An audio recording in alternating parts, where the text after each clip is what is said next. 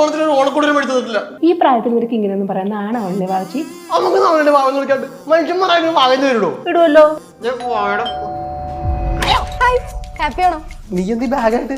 ഞാൻ ഇങ്ങോട്ട് പോകുന്നു. എന്തിന്? നമുക്ക് കല്യാണം കഴിക്കണ്ടേ? നീ അല്ലേ പറഞ്ഞേ? എന്ത്? അയ്യോ അമ്മേനെ കണ്ടില്ല. നമസ്കാരം. ഓണത്തിന് ഓണക്കൂടി തരാത്ത ടെൻഷനിലേക്കാണ് നീ വീട്ടിൽ പോയ.